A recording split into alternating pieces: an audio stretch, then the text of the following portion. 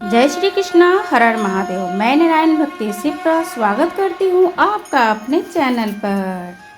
ओम नमः शिवाय। आज हम शनिवार व्रत कथा की विधि का रसपान करेंगे और व्रत कथा पढ़ेंगे। व्रत कथा सुनने और पढ़ने से भी शनिवार की व्रत का फल प्राप्त होता है, तो इसे मन लगाकर पूरा सुनें। शनिवार व्रत की विधि। इस दिन शनि की पूजा होती है। काला तिल, काला वस्त्र, तेल, उड़द शनि को बहुत ही प्रिय है, इसलिए इनके द्वारा शनि की पूजा होती है। शनि की दशा को दूर करने के लिए यह व्रत किया जाता है। शनि स्रोत का पाठ भी विशेष लाभदायक सिद्ध होता है। शनिवार व्रत कथा इस प्रकार है। एक समय सूर्य, चंद्रमा, मंगल, बुध, बृहस्पति, शुक्र, शनि, राहु और केतु इन सभी ग्रहों में आपस में झगड़ा हो गया कि हम सबसे बड़े हैं, हम सबसे बड़े हैं, सबसे बड़ा कौन है। सब अपने आप को बड़ा कहते थे। जब आपस में कोई निश्चित न कर पाए और न हो सका तो सब के सब आपस में झगड़ते हुए इंद्र भगवान के पास गए और कहने लगे कि आप देवताओं के राजा हैं, इसलिए आप हमारा न्याय करिए और बतलाइए कि हम 9 ग्रहों में से सबसे बड़ा कौन है। राजा इंद्र इनका प्रश्न सुनकर घबरा गए और कहने लगे कि मुझे यह समर्थ नहीं है जो किसी को बड़ा या छोटा बतलाओ।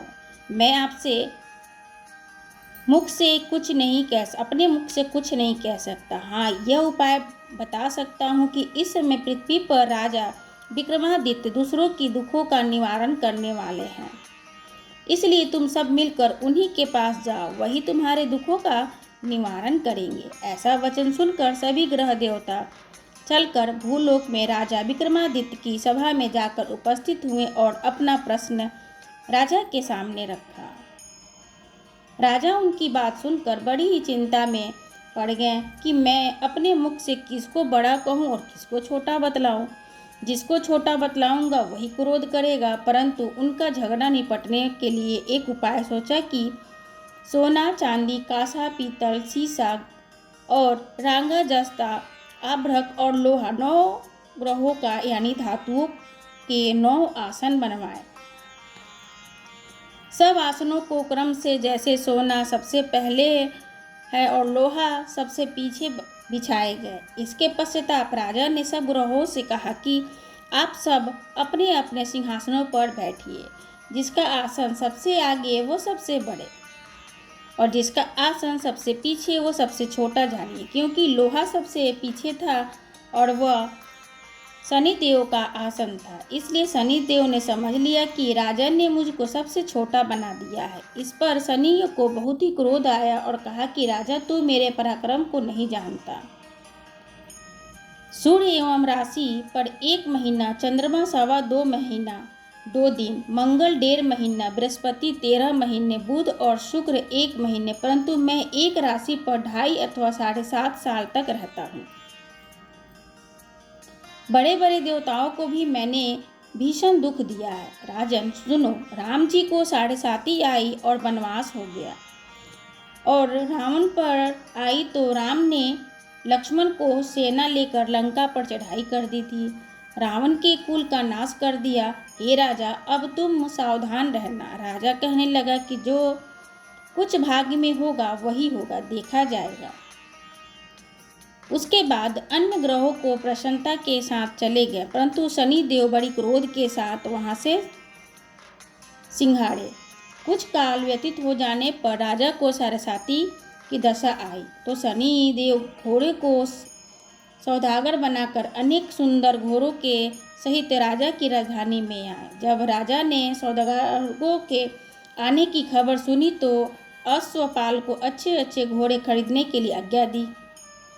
अश्वपाल ऐसी अच्छी नस्ल के घोड़े देखकर उनका मूल्य सुनकर चकित हो गया और तुरंत ही राजा को खबर दी। राजा उन घोड़ों को देखकर एक अच्छा सा घोड़ा चुनकर सवारी के लिए चढ़ा।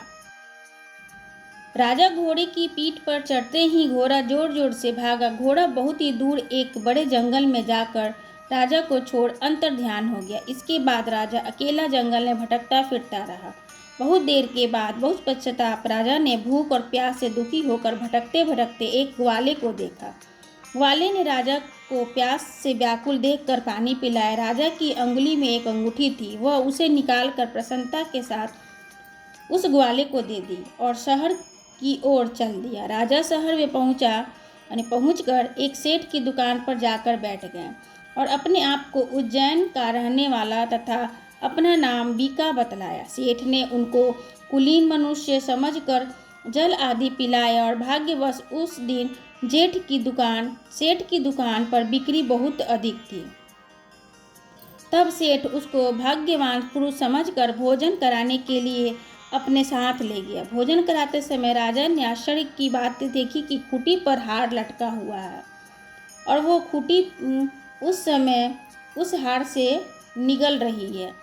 भोजन के पश्चाताप कमरे में आने पर राजा सेठ को कमरे में जब हार न मिला तो सबने यही निश्चय किया कि इसके सिवाय बीका के और कोई इस कमरे में नहीं आता, अवश्य ही उसी ने हार चोरी की है। परंतु बीका ने हार लेने से मना कर दिया। इस पर 5-7 आदमी इकट्ठे होकर इसको फौजदारों के पास ले गए। फौजदारों ने उसको राजा के सामने उपस्थित कर दिया और कहा कि ये आदमी तो भला प्रतीत होता है, चोर मालूम नहीं होता, परंतु सेठ का कहना है कि इसके सिवाय और कोई घर में नहीं आया है, तो अवश्य इसी ने चोरी की है। तब राजा ने आज्ञा दी कि इसके हाथ और पैर काट कर चौरंगिया किया जाए, यानी चौराहे पर खड़ा कर दिया जाए। राजा की आज्ञा का पालन तुरंत किया जाए और तुरंत पालन किया गया और बीका के हाथ पैर काट दिए गए। इस प्रकार कुछ काल व्यतीत होने पर एक तेली उसको अपने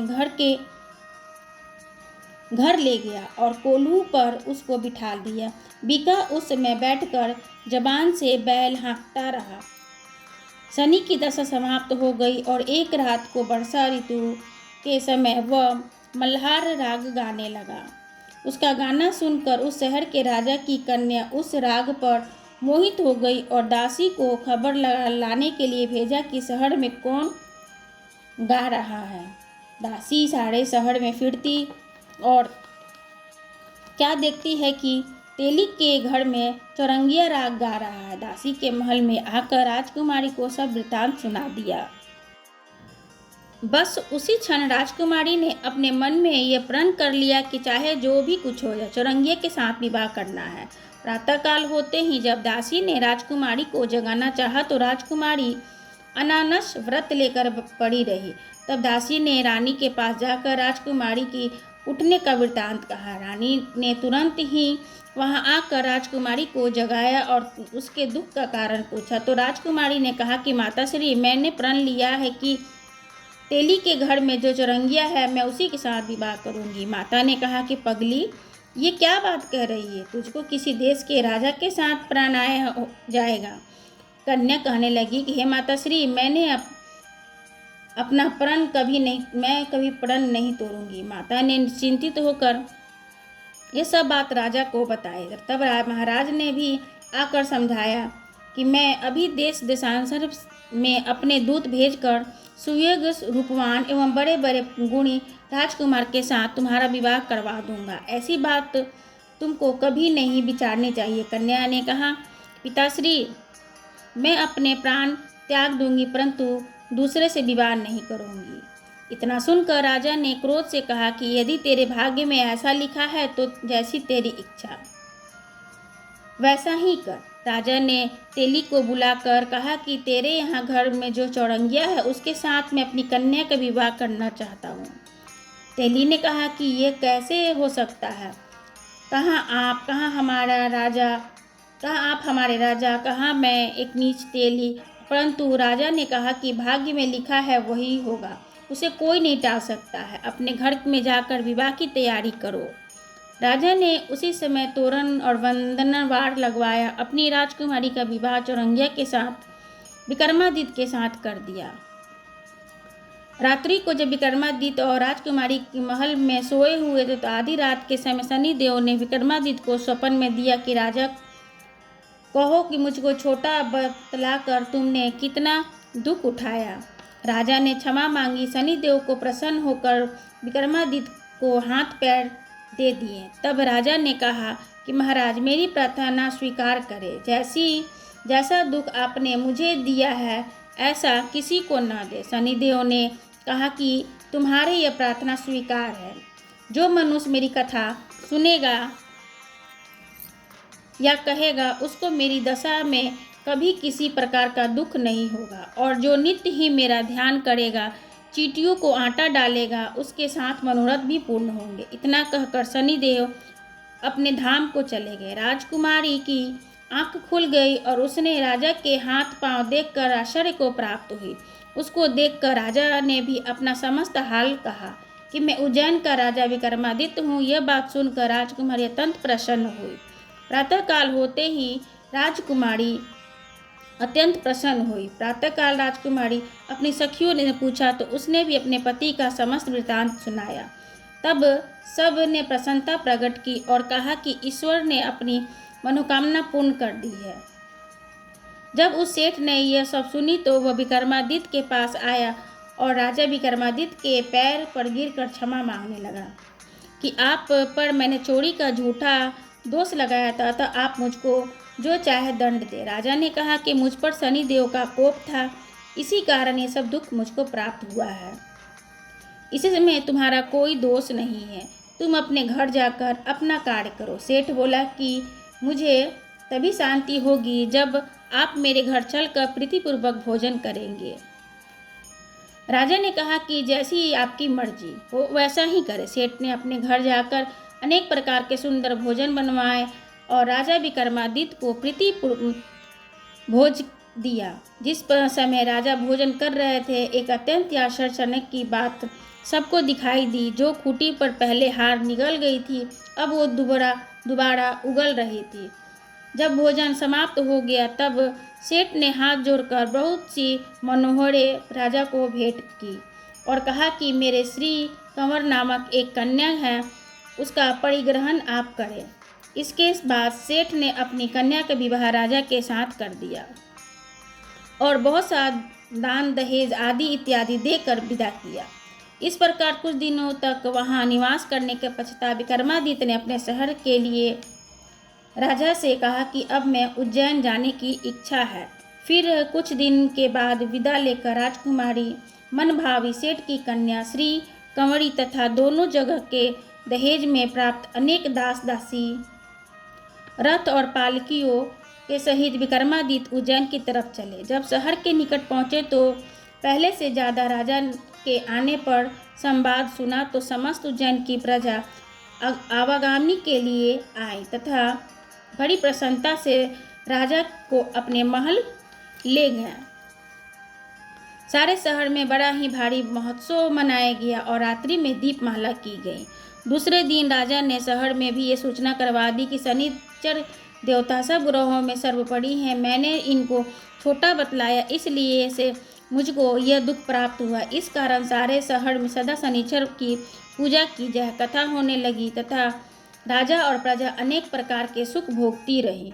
जो लोग शनिचर की इस कथा को पढ़ता है, सुनता है, शनिदेव की कृपा से सब दुख दूर हो जाते हैं। शनिवार की कथा को व्रत के दिन अवश्य पढ़ना चाहिए। ओम शांति, ओम शांति, ओम शांति। श्री शिवाय नमस्तुभ्याम। शनिवार कथा समाप्त हुई। श्री शिवाय नमस्तुभ्याम। जय शनिदेव की।